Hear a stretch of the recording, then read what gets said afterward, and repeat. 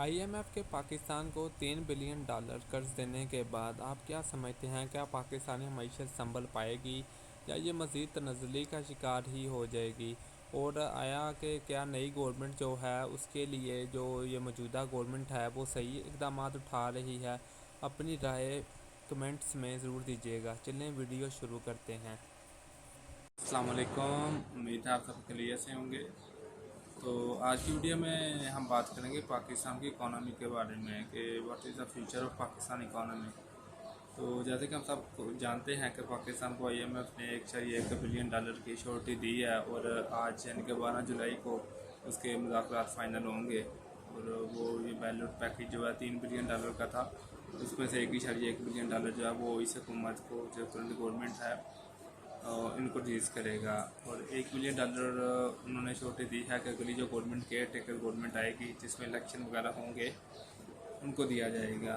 और जो बाकी $1 बिलियन है वो नई गवर्नमेंट जो आएगी उनको दिया जाएगा। उसके अलावा जो है, जब भी ये ऐलान हुआ पाकिस्तान की बात फाइनल हुई, आईएमएफ ने इसकी गारंटी दी, तो साथ ही पाकिस्तान में हमने देखा कि एक पॉजिटिव रुझान जो है वो पाकिस्तानी इकॉनमी पे असरअंदाज होना शुरू हो गया। तो जैसे डॉलर 288 286 पे जा रहा था, तो एकदम उसकी ट्रेडिंग जो है वो 272 273 274 तक जो है वो आ गई। तो ये बहुत पॉजिटिव रुझान है। ओपन मार्केट में भी इसकी कीमत पे काफ़ी फ़र्क पड़ा। तो जो बाहर से लोगों ने, उन्होंने भी जो है वो पाकिस्तान में पैसे ज़्यादा भेजने शुरू कर दिए, जो ओवरसीज़ पाकिस्तानीज़ हैं, क्योंकि उनको लगा कि पैसे जो हैं वो पाकिस्तानी रुपया जो है वो स्ट्रांग हो रहा है, तो हम जल्दी पैसे भेजें इससे पहले कि ये डॉलर ज़्यादा वीक हो जाए।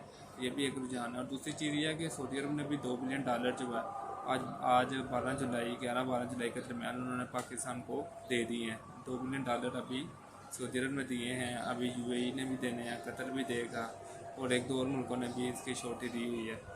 तो लेकिन एक जो है बहुत सख्त, तो पाकिस्तान के लिए परेशान कन बात यह है कि जहाँ अगर इसको एक साल में ये सारा पैकेज $3 बिलियन का प्लस सऊदी अरब $2 बिलियन ये सब कुछ मिल जाते हैं, कुल मिलाकर के $10 बिलियन भी मिल जाते हैं दो ममालिक से, तो उसको इसी साल $25 बिलियन जो है वो रीपे भी करना है, जो उसने डेबिट पहले लिया हुआ है दूसरे मुल्कों से, तो चाहे चाइना हो या कोई और मुल्क हो, आईएमएफ हो। ठीक है, ये उसको पैसे वापस भी करने हैं, $25 बिलियन पिछला भी। तो पाकिस्तान ने ये सूरत हाल अपनाई हुई है कि अगर कोई मांगता है तो हम इधर से जो है वो जो है डबल लेके वो दूसरे को दे देते हैं, वहाँ से लेके तीसरे को दे देते हैं। तो फ़िलहाल ये सूरत हाल है। तो अब तो काफ़ी टैक्स वगैरह लग गए हैं और उम्मीद है कि गवर्नमेंट जो है वो अपने अखराजात वगैरह पे वो कंट्रोल करेगी, वो पाबंदियाँ लगाएगी फजूल अखराजात जो हैं, तो इससे काफ़ी फ़र्क पड़ सकता है। तो एक बहुत ज़्यादा मेन चीज़ ये है कि सी पैक के बारे में बात करनी चाहिए। सी पैक जहाँ चाइना ने पाकिस्तान की बहुत ज़्यादा मदद की है, काफ़ी इंफ्रास्ट्रक्चर वगैरह, पोर्टें वगैरह डेवलप हो रही हैं पाकिस्तान में। वहाँ एक नुकसान ये भी है कि पाकिस्तान में ये डेबिट जो है ये हर सूरत में वापस करना है, वो चाहे 10 सालों में करे, 20 सालों में करे, 30 सालों में करे। तो ये बहुत बड़ी अमाउंट है और इसको वापस करने के लिए पाकिस्तान को काफ़ी तवज्जो करनी पड़ेगी, क्योंकि जो भी मुल्क किसी दूसरे मुल्क में इन्वेस्ट करता है वो फ्री का नहीं करता, उसमें उसका अपना मफाद भी होता है, अगले का मफाद भी होता है। अगले का मफाद चाहे कम हो, लेकिन वो मुल्क अपना जो इन्वेस्ट कर रहा था अपना मफाद ज़्यादा देखता होता है। तो इसे बैक हम नहीं हो सकते, ना हम होना चाहते हैं, क्योंकि चाइना जो है वो हाल बेहतर फ्रेंड है पाकिस्तान का, हर टाइम से मदद की है पाकिस्तान की। इसके अलावा सऊदी अरब वगैरह और मुत्तहिदा अरब इमारात, कतर वगैरह ने भी काफ़ी डोनेशन वगैरह और जो है ये पैसे वगैरह पाकिस्तान को दिए हैं, हर टाइम में उसकी मदद की है। तो हमारा भी काम है, हमारा भी फ़र्ज़ ये बनता है कि हम अपने अखराजात वगैरह को लगाम दें, उनको कंट्रोल करें, ताकि हमारी मैशत और मजबूत हो। अब जहाँ 288 से डॉलर अगर 272 पे आ गया, तो हम उम्मीद करते हैं कि ये हुकूमत के जाते जाते ये कोई ऐसी पॉलिसियाँ बना दे कि कमिंग जो भी गवर्नमेंट आए, जो भी आए, वो रिगार्डलेस पीपीपी हो, PMLN हो, PTI हो, या जो भी हो, जो भी गवर्नमेंट है, इसके लिए आसानियाँ पैदा हों। और वो भी जो पीछे जो हमारे 3 4 5 साल गुजरे हैं उसमें जो लापरवाहियाँ कोताही हमसे हुई हैं, वो उसको मद्देनज़र रखते हुए वो दोबारा वो गलतियाँ ना करें, उनसे सीखें। हुक्मरानों को भी चाहिए और अवाम को भी चाहिए कि अगर एक घर में 10 अफराद हैं तो 10 में से 2 या 3 काम कर रहे होते हैं, बाकी सारे जो हैं वो अनएम्प्लॉयड होते हैं। तो उनको भी चाहिए कि वो कोई जॉब के ऐसे कोई प्रॉस्पेक्ट्स वगैरह ढूंढें या खुद क्रिएट करें, कोई बिज़नेस वगैरह ओपन कर लें, तो ये चीज़ मुल्क के लिए भी बहुत फ़ायदेमंद होगी। तो कुछ हमारी जो हम ये साबित करने की कोशिश करेंगे कि इकोनॉमी क्यों हमारी ख़राब हुई। तो साबित क्या हमने करना है, मुझे वैसे ही पता है कि ये जब से ये कोरोना है, कोरोना के बाद से पाकिस्तान की इकोनॉमी डिवैल्यू होना शुरू हो गई, बहुत ज़्यादा डिवैल्यू हो गई। और डिवैल्यू होने के बाद जो है वो यूक्रेन और रशिया की जंग छिड़ गई। उससे जहाँ पेट्रोल वगैरह की कीमतें बढ़ी हैं, वहाँ बहुत सी दुनिया की मीशतों को बहुत ज़्यादा धचके लगे। उनमें अर्जेंटीना शामिल है, चिली शामिल है, ब्राज़ील शामिल है, इक्वाडोर वगैरह शामिल है, पनामा भी शामिल है, और काफ़ी मुल्क हैं जिनकी इकॉनमी काफ़ी ख़राब हुई। अब अगर हम अफ़गानिस्तान की बात करें, जब से तालिबान आए हैं तब वो डॉलर जो था वो 76-72 के दरमियान में था। तो उसके बाद वो डॉलर 106-107 तक गया जब तालिबान ने हुकूमत संभाली, लेकिन उन्होंने दोबारा कंट्रोल किया डॉलर को, और अब वो डॉलर जो है वो कंटिन्यूली डिक्रीज़ हो रहा है, और आई थिंक वो 84 या 86 पे इस टाइम ट्रेड हो रहा है। उन्होंने कोई ना कोई मैकेनिज़्म तो लाजमी बनाया ना, जिसकी वजह से वो डॉलर उनको कंट्रोल किया, उनकी मीशत जो है वो संभल चुकी। हमें भी ऐसी कोई पॉलिसी बनानी पड़ेंगी जिससे हमारी करेंसी जो है वो मज़ीद डिवैल्यू होना बंद हो, और जो अप्रिसिएशन जो है उसकी तरफ वो बढ़ना शुरू कर दें। अब IMF ने पाकिस्तान को ये भी कहा है कि आपने एनुअल जो है $750 मिलियन टैक्सेस से रेवेन्यू जनरेट करना है, और ये इस वाले से उनको इंटरेस्ट रेट भी बढ़ाना पड़ेगा, जो मेरे ख्याल से करंटली जो है 18 से 20 पे है, और ये 22 पे चला जाएगा। इंटरेस्ट रेट यही जिसको हम सूदी मईशत कहते हैं, तो हमें इस पर भी कंट्रोल करना पड़ेगा। ये जो सूदी मईशत है, यह सीधी सी बात है, ये अल्लाह और उसके रसूल सल्लल्लाहु अलैहि वसल्लम के साथ खुली जंग है।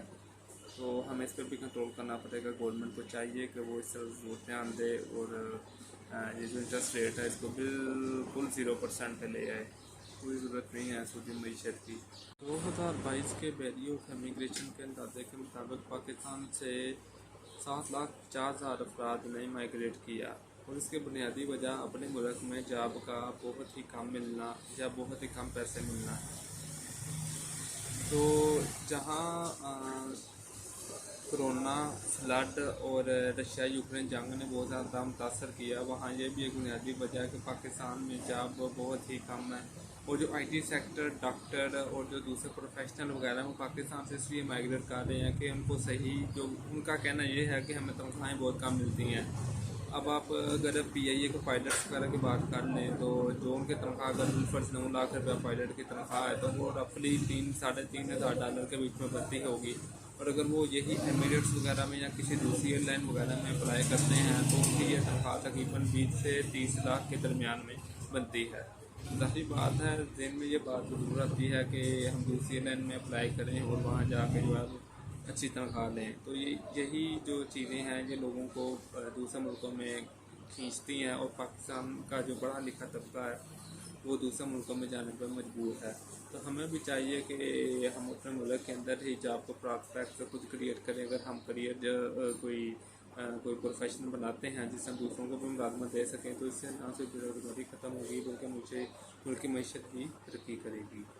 तो अब हम बात करेंगे कि इकोनॉमी और क्लाइमेट चेंज का आपस में क्या ताल्लुक़ है। तो ज़ाहिर बात है, क्लाइमेट चेंज ने इकोनॉमी को बहुत ज़्यादा मुतासर किया है। तो जो पाकिस्तान में है इसका बहुत ज़्यादा फ़र्क इसलिए पड़ा है कि पिछले साल तकरीबन 10-11 माह पहले जून, जुलाई, अगस्त में जो पाकिस्तान में फ्लैश फ्लड्स आए, उसकी वजह से तकरीबन पाकिस्तान को $30 बिलियन का नुकसान हुआ है, और मोर दैन 20 मिलियन जो घर हैं वो मुतासर हुए हैं। बहुत ही ज़्यादा लाखों में अफराद जो हैं वो मुतासर हुए हैं, और उनको दूसरे ठिकाने मुहैया किए गए हैं ताकि वो अपनी ज़िंदगी गुजार सकें। तो उस टाइम भी जो है वो पाकिस्तान पे जो वो IMF पैकेज जो था वो नहीं था मिल रहा, तो पाकिस्तान को काफ़ी तगड़ो करनी पड़ी। लेकिन बहरहाल अब पाकिस्तान को IMF ने वो यकीन दहानी कराई है, अब उसको वो पैसे मिल जाएंगे जो वादा किया है। उसकी वजह से दूसरे मुल्क भी जो है वो इन्वेस्टमेंट कर रहे हैं, खुसूसन एग्रीकल्चर सेक्टर में सऊदी अरब ने बहुत बड़ी वसी सरमायाकारी का ऐलान किया है। तो उम्मीद है हम माजी की गलतियों से सीखेंगे और हमारा मुल्क जो है वो एक कामयाब जो है वो सफ़र का आगाज़ करेगा। अब सवाल ये पैदा होता है कि इसको कितना टाइम दरकार होगा मुल्क की मीशत सही तरह संभले। तो कम अज़ कम भी अगर हम अंदाज़ा लगाएं ये मसनूई महंगाई जो हुई है, ये इसको कंट्रोल करने में 1 साल का वक्त लग सकता है। और अगर आप फ्यूचर और प्रॉस्पेक्ट्स की बात करें तो ये मेरे ख्याल से 10 से 20 साल लग सकते हैं हमें सही अपनी पटरी पे चलते हुए। तो इंशाल्लाह हम इंतज़ार भी करेंगे और हम मुल्क मीशत में अपना हिस्सा भी डालेंगे। तो आइए हम सब आइंदा करें कि मुल्क की मीशत को इसके सही ट्रैक पर चलाएंगे इंशाल्लाह। ओके जी, अस्सलाम वालेकुम। तो आप क्या समझते हैं फ्यूचर में पाकिस्तानी इकोनॉमी का क्या मुस्तकबिल होगा? आया ये तरक्की कर जाएगी या मज़ीद नस्ली का शिकार रहेगी? क्योंकि IMF ने तो सिर्फ $3 बिलियन दे देने हैं और मौजूदा साल में जो 1 साल के अंदर अंदर पाकिस्तान को $25 बिलियन वापस भी करने हैं। अपनी राय ज़रूर दीजिएगा। शुक्रिया।